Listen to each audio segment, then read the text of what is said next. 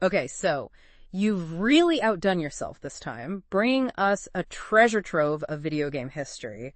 I mean, we've got a super in-depth Wikipedia article, a whole transcript from that Never Knows Best video, and a really cool timeline. Yeah, this is going to be fun. It is, it is. But with so much to unpack, we got to be strategic. Our mission, if you choose to accept it, is to distill all this information into a clear, digestible narrative. We're talking about hitting those major milestones, those surprising twists and turns. Yeah, like those aha moments that shaped this whole industry into what it is today. Think of this as a curated tour through video game history. Exactly. And, what I really appreciate about this mix of sources is how they all kind of fill in the gaps for each other. Wikipedia, it gives us that big picture, the structure. Yeah. Then the YouTube transcript brings in those personal stories and anecdotes, and that timeline, well, that keeps us grounded in the sequence of events. Timeline is key for sure. Okay, let's rewind all the way back, way before we even had joysticks and cartridges and all that. What did the very first computer games even look like? Like, where did it all begin? Oh, what's fascinating is that you can trace those very first hints of, digital entertainment back to the 1950s. I mean, the Wikipedia article even mentions Bertie the Brain and Nimrod. Now, these weren't really games in the way that we think of them today. Right. They were more like demonstrations, really showcasing the raw power of those massive early computers. They'd often show them off at these big public exhibitions, almost like, hey, look what this thing can do. Yeah. More about processing power than actual high scores at that point. Right, exactly. But then we get to 1958 and Tennis for Two. Now, that sounds a little closer to something we might recognize, right? Absolutely. This was created by William Higginbotham at Brookhaven National Laboratory. And get this, it used an analog computer and an oscilloscope for the display. Whoa, an oscilloscope. Yep. So instead of digital code running on a screen, it was all about manipulating those electrical signals to create this simple tennis game. So retro. I love it. And the timeline actually mentions how this was seen as a fun way to demonstrate the power of technology. It seems like Higginbotham, much like other early pioneers, didn't quite grasp the full potential of what he had created. They never do they? It's like, oh, we just made this cool thing. Who knows what'll happen with it? Exactly. But it definitely speaks to that inherent human desire to create these interactive experiences. Okay, fast forward to the 1960s. Space War. This one seems to have a super special place in video game history, right? It really does. Space War was developed at MIT in 1961 for the PDP-1 computer, and it's widely considered one of the first true video games to gain a bit of a following. And, unlike those earlier demos we talked about, the source code for Space War was actually shared between different institutions that had these PDP-1 computers. So as students and researchers moved between universities, they took the game with them. That's really cool, like a little underground network for sharing games. Yeah, exactly. Developed this little underground following within these academic and research circles. And the game itself, it was a two-player space combat simulation. Okay, cool. You had two spaceships battling it out, even incorporating things like realistic gravity and faster-than-light travel, as the timeline points out. Faster-than-light travel in 1961? Man, these guys were ambitious. That's right. Pretty forward-thinking stuff for the early 60s. It's wild. And the Never Knows Best transcript makes a great point that all of these early developments, they were made possible by the tech advancements after World War II, which makes total sense. New technologies often find their way into unexpected applications. Totally. Okay, so we've got our foundation. We're blasting off now into the 1970s, which Wikipedia calls the birth of the modern video game industry. Right. How did that transition happen? How did we get from these early experiments to the industry we know today? Well, the early 70s saw a pretty crucial moment in the U.S., the emergence of the first arcade video games. Oh. But it's also important to remember that the arcade scene itself wasn't starting from scratch. There was already a thriving industry around what they called electromechanical games, or EM games. Oh, right. Wikipedia highlights Sega's Periscope from 1966 as being part of this kind of technological renaissance of these audiovisual novelty games. Yeah. These places, the arcades, there were already these hubs where people were used to paying for interactive entertainment. So that whole setup with the coin-operated machines and everything, it basically paved the way for video games to enter the scene. Exactly. And a key figure in the early days, Nolan Bushnell, he actually got his start working in an arcade in the late 60s. The Wikipedia article mentions he learned the ropes of the business, like what customers liked, how to keep those machines running. Oh, yeah. And that experience, that hands-on experience, that was crucial when he went on to create his own company. Makes sense. Okay, so arcades are on the rise, but what about home consoles? This is where Ralph Baer and the famous brown box come into play, right? Yeah, back in 1966, Ralph Baer was working at Sanders Associates, and he had this revolutionary idea. He wanted to create a system for interactive entertainment that could be played on a regular TV. So he pitched it to his bosses, got the green light, and they developed the prototype. The brown box. The brown box, right. It could even play this super simple table tennis game. They patented the tech, and since Sanders wasn't in the business of selling directly to consumers, they licensed those patents to Magnavox. And that brings us to the first ever home console, the Magnavox Odyssey, launched in '72. Right on. And the timeline really emphasizes what a game changer this was, bringing video games into people's living rooms. It's something we totally take for granted now, but back then it was groundbreaking. Totally. Okay, let's pivot back to the arcades for a sec, because the '70s also gave us Space Invaders, a true cultural phenomenon, right? Oh, absolutely. Space Invaders just blew up in arcades. And there's this interesting little story about how a programming challenge actually ended up making the game more addictive. Yeah, the developer, he was having trouble keeping those alien invaders moving at a steady pace. So as the number of aliens decreased, their speed actually increased. Oh, wow. Which unintentionally made the game way more exciting and engaging. Yeah. The timeline even suggests that if those aliens had stayed slow, the game might have been kind of boring. It's amazing how these little quirks can sometimes make all the difference. And of course, Space Invaders made a ton of money. I mean, we're talking millions and millions of quarters. Right. It's crazy to think about how much revenue these early arcade hits were generating. It is. Okay, so the '70s sparked this whole revolution. Now we enter the early to mid '80s, which was like a roller coaster ride. We have the golden age and then boom, the crash. Yeah. So what led to this dramatic rise and fall? What was going on? The early 80s was definitely the golden age of arcade games. Wikipedia talks about the rapid growth and iconic titles like Pac-Man.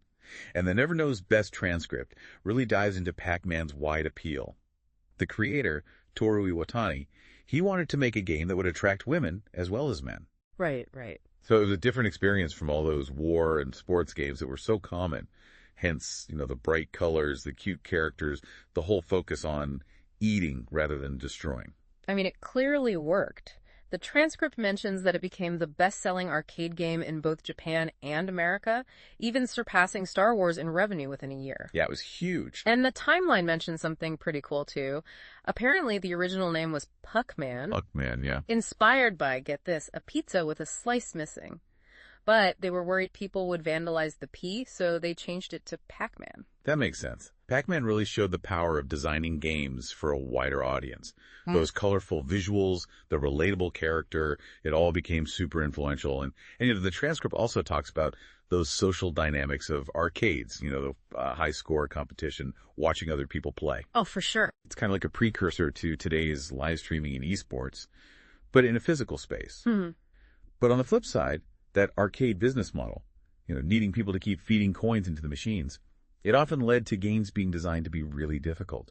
And that sometimes carried over into those early home console games. Yeah, makes sense. You got to keep those quarters coming in. So arcades were booming. Wikipedia tells us home consoles were also taking off with the introduction of those ROM cartridge-based consoles like the Atari VCS. But this rapid growth wasn't sustainable. It all came crashing down in '83. Yeah. So what were the main factors that led to this downturn? What happened? The 1983 video game crash is a perfect storm of a few things, as Wikipedia explains. One of the biggest issues was market saturation. There were just way too many games being released, and a lot of them were just low quality or clones of other better games. Mm-hmm. So consumer trust took a hit. You had the rise of personal computers, which were becoming more affordable, and they were starting to offer their own gaming experiences. So that created more competition. And the YouTube video transcript also suggests that those super difficult games that carry over from the arcade mentality might have turned some players off too. So it was like a mix of too many games, not enough quality, new competition popping up, and maybe even some players just getting frustrated. Exactly. Makes sense. And after the crash, Wikipedia mentions how computer games actually stepped in to fill the void left by consoles. They were starting to offer similar capabilities, and they were becoming easier to use. Yeah, that's a really interesting point. A lot of those home computers, they were basically ready to play games right when you turned them on. It made them almost as user-friendly as consoles for gaming. So the whole landscape of gaming shifted pretty dramatically, but eventually things started to rebound, and Japan played a big role in that, right? Wikipedia points out how they weren't hit as hard by the crash and ended up taking a leading role. That's right. And then comes 1985. Nintendo releases the NES in the US, and it was a pivotal moment for the American market. Oh, incredibly so. The launch of the Nintendo Entertainment System, or NES, in 1985 was a huge factor in bringing the video game industry back to life in America. Yeah. And the Never Knows Best transcript really breaks down Nintendo's strategy. First of all, they designed the NES to look more like a VCR than a traditional game console. Clever. Right. It helped distance it from the negative image left by the crash. Yeah. And made it more appealing to families. Oh, yeah. And remember, they renamed the game cartridges Game Pack. Game packs, yeah. They even launched with those fun accessories, like ROB the Robot and the Zapper Light Gun, which they showed off a lot in their marketing. The timeline mentions the Zapper's release in 1985, alongside games like Duck Hunt, which was obviously a big hit. Yeah, Duck Hunt. Classic. But it wasn't all just about appearances, right? Nintendo was also very careful about the games themselves. The transcript mentions their strict control over third-party developers and the introduction of the Nintendo seal of approval. Exactly. They didn't want the market to be flooded with those low-quality games again. Makes sense. So they put these really strict quality control measures in place and limited what third-party developers could do. They also put a lockout chip in the console and cartridges to fight against those unlicensed games. Yeah. And the Nintendo seal of approval on game packaging was a clear signal to consumers that the game was legit and met Nintendo standards. And on top of all that, Nintendo even released arcade versions of their games, like starting in 1984 through the Nintendo Versus System. Oh, wait. They were building brand recognition, getting people excited for their home console releases. Super smart. And then, of course, they had the ultimate system seller, the killer app, as the YouTube video puts it, Super Mario Bros., launched alongside the NES. Yeah, Super Mario Bros. Completely changed the game. It set a new standard for platforming games. The transcript mentions Shigeru Miyamoto's genius yet again. He is a legend, that guy. Totally. The NES also had a great mix of other titles, arcade ports, original sports games, the video mentions, which made it even more appealing. All those things together, they really helped the NES dominate the US and eventually the European console markets. So Nintendo was really pulling the gaming industry out of that slump. They really were. The NES and the Famicom, its Japanese counterpart, they sold a combined total of 62 million units. Wow. That's more than double what the Atari 2600 sold, making it the best-selling console at that time. It's amazing how they turned it all around. Yeah. But they wouldn't reign supreme forever, right? Yeah. The video mentions how Sega entered the scene ready to challenge Nintendo's dominance. They actually released their SG-1000 the same day as the Famicom in Japan back in '83.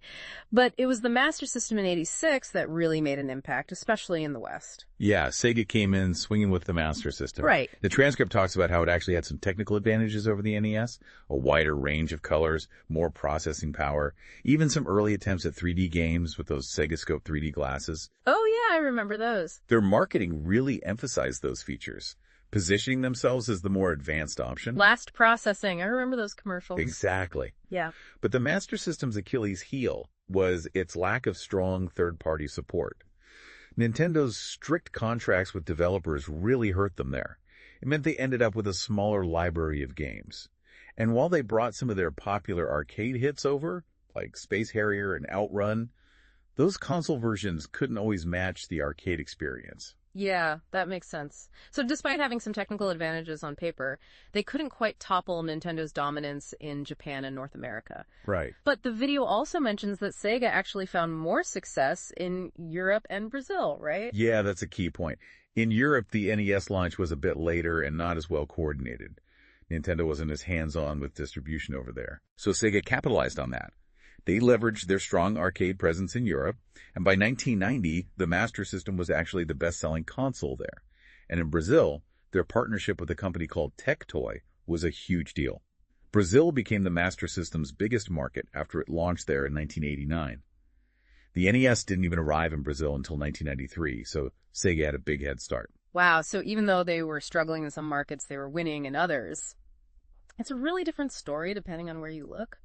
And while all this was going on, another type of gaming was emerging, the handheld console. Yep. And it was Nintendo again, leading the charge with the Game Boy in the early 90s. The Game Boy's success is a really interesting story, especially considering how much more advanced the competition was.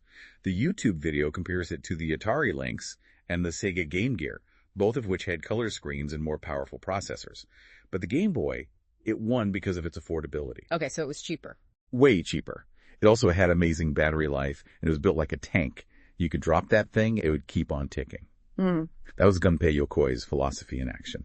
Lateral thinking with withered technology. I love that. Basically use cheaper, more mature tech in a clever way instead of chasing the latest and greatest practicality over fancy specs. Exactly. And the video points out another key factor in the Game Boy's success, Tetris. Tetris, designed back in 1984 in the Soviet Union, was this simple but incredibly addictive game. It was a perfect fit for a portable device. Nintendo made the brilliant decision to bundle it with the Game Boy, and it helped drive those early sales like crazy.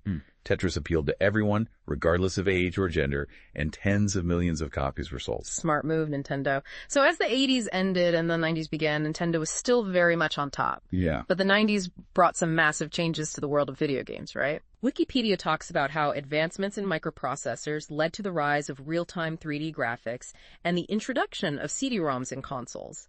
And the video highlights how arcades were actually leading the way in 3D with games like Sega's Virtua Fighter and Namco's Tekken. Yeah, those were game changers. Right. The arcades saw a huge resurgence in the early to mid-90s, mostly thanks to these advancements in 3D graphics.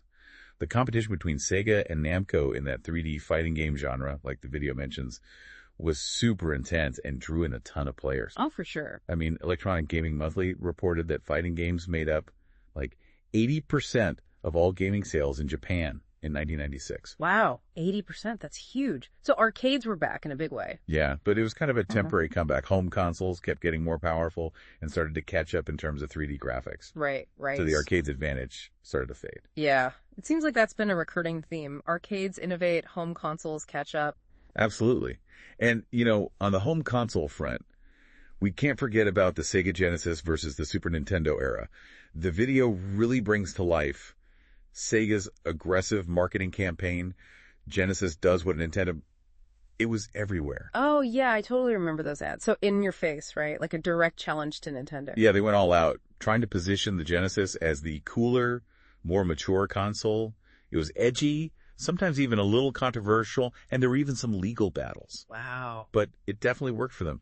They even managed to take the lead in the console market for a while there in the mid-90s. They did. And there were some great games on the Genesis, too. Games like Streets of Rage 2, Rocket Knight Adventures, Gunstar Heroes. Oh, yeah, good times. They were all really popular. But of course, Nintendo wasn't just going to stand by and watch. They fought back with some amazing titles of their own. Super Mario All-Stars, Super Metroid, Donkey Kong Country. The video really highlights Donkey Kong Country with its groundbreaking pre-rendered graphics that Rare developed. I remember being blown away by those graphics. Yeah, they were really something else at the time. Nintendo showed that while Sega might have been louder, they still had those powerhouse franchises and the tech to keep up. Yeah, they really did. This was also when we saw some new players enter the console arena. The Atari Jaguar, the 3DO interactive multiplayer.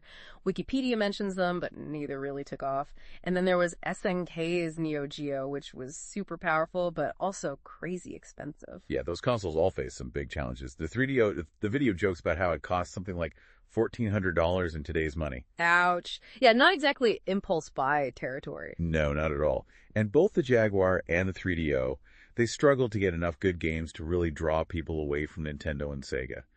And as for the Neo Geo, well, the quality was amazing. I mean, it was basically arcade perfect graphics at home, and it even had those innovative memory card saves.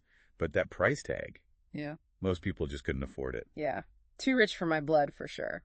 But then comes Sony, and it's 1994. The PlayStation arrives, and Wikipedia rightly calls this a revolution, right? It was all thanks to the CD-ROM format and those powerful 3D graphics. Yeah, the PlayStation really shook things up. The move to CD-ROMs was huge. Suddenly, games could be way bigger, which meant more content, richer multimedia elements like, full motion video and CD quality audio. My cartridges just couldn't compete with that. They really couldn't. Hmm. And the PlayStation's built-in support for 3D graphics, that was a major leap forward too, especially with those 3D games becoming so popular in the arcades. The YouTube video even mentions some of those key early PlayStation titles: Tomb Raider, Crash Bandicoot, Final Fantasy VII, Gran Turismo, Metal Gear Solid. Hmm. That library was diverse, it had mass appeal, and it helped Sony establish itself as a major player. A major player, for sure. And Wikipedia points out that Sega and Nintendo, they both struggled to keep up with the PlayStation's momentum.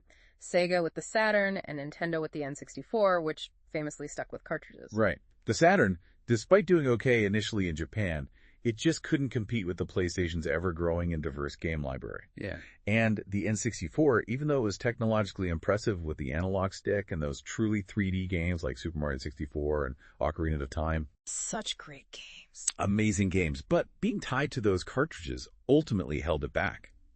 Cartridges were more expensive to produce and had way less storage space than CDs. Yeah, that makes sense. So developers had a harder time making those big, ambitious games for it, and it was harder to get third-party support compared to the PlayStation.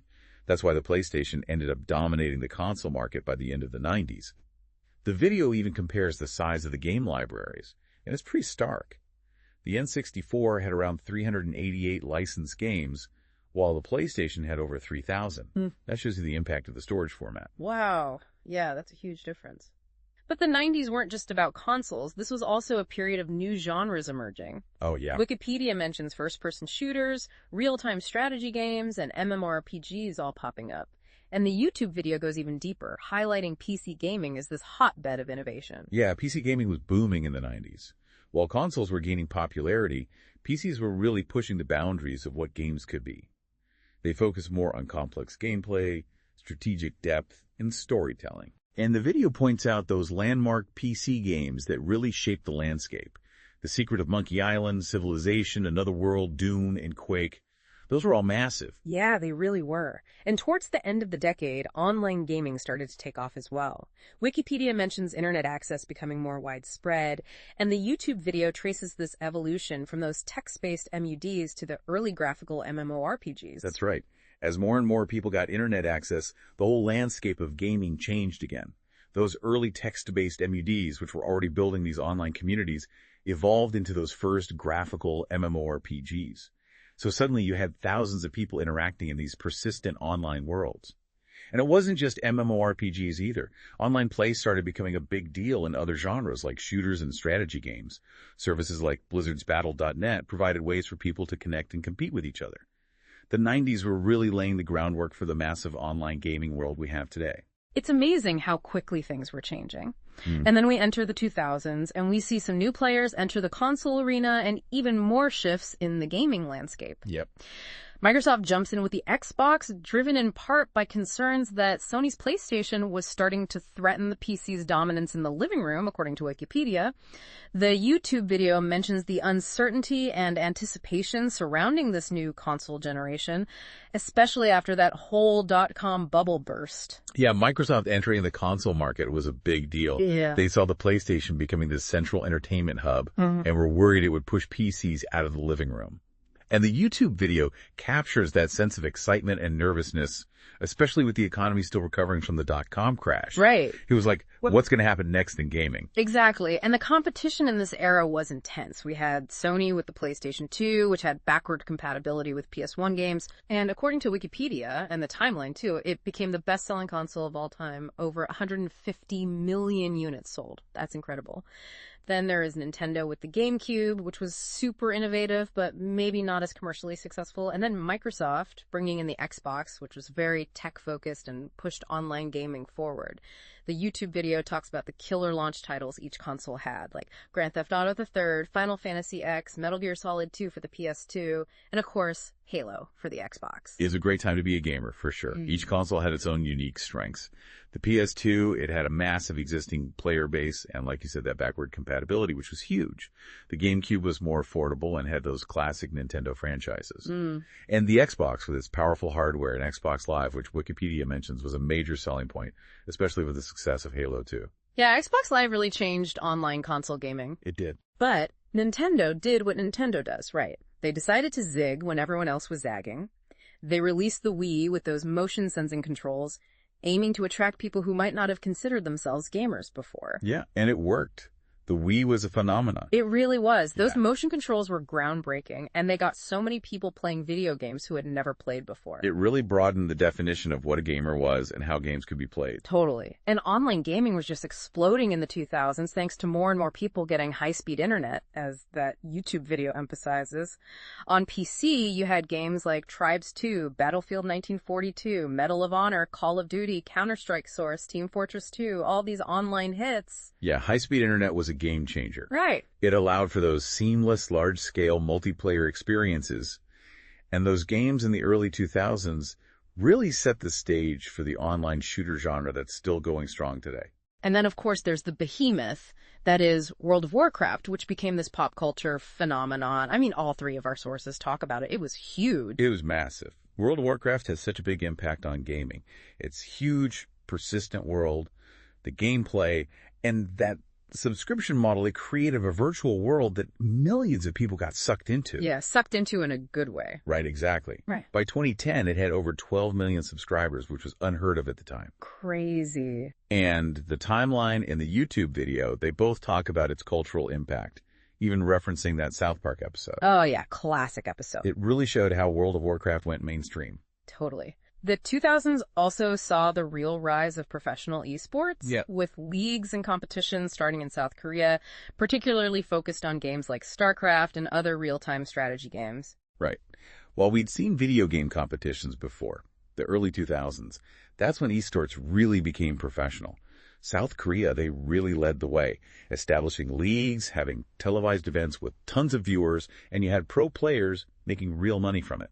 The YouTube video mentions those early Street Fighter II tournaments too, but South Korea really took it to the next level. Yeah, they did. They built the infrastructure and the culture for modern esports as we know it. Absolutely. But it wasn't just about the big, flashy games. We also saw the rise of those browser-based, casual, and social games. Wikipedia attributes it to increased internet accessibility and technologies like Flash and Java. They even mention Newgrounds as an important platform for this type of game. Yeah, Newgrounds was a great platform for indie developers, and the rise of Flash made it so much easier for them to make and share their games. Right. It was a real breeding ground for creativity, with a lot of innovative ideas coming out of that scene. And then, towards the end of the decade, you had social network games popping up on Facebook, like Happy Farm in China, which inspired the global hit Farmville. Farmville, yes. So many hours spent harvesting virtual crops. Exactly. But these social network games, they were really clever in how they used those existing social connections to get people playing. Oh, yeah. They were simple, but they got people hooked, and they showed the power of social integration in gaming. For sure. And then finally, in the late 2000s, we see the very beginnings of the mobile gaming revolution, which would completely change the industry. Absolutely. Wikipedia talks about the arrival of smartphones around 2005, followed by the launch of the Apple App Store and Google Play Store in 2008. Yeah. The iPhone in 2007 was a big turning point. It was. Suddenly, everyone had these powerful devices in their pockets with constant internet access, and those app stores made it super easy to download and play games. Right. The barriers to entry for developers and players were way lower now. And Wikipedia also mentions that mobile gaming really took off in certain African countries like Nigeria and Kenya. Yeah, which is really interesting, right? It shows how mobile gaming opened up new markets and gave access to people who maybe hadn't played traditional console or PC games before. It was a global phenomenon, that's for sure. And then the 2010s hit, and mobile gaming just took over completely. Yeah, too. Smartphones and tablets, they became the primary gaming devices for so many people. And that free-to-play model with in-app purchases and ads, it became the norm. Right? Yeah, it really did. And it was incredibly successful, too. The YouTube video mentions games like Arena of Valor or Honor of Kings in China.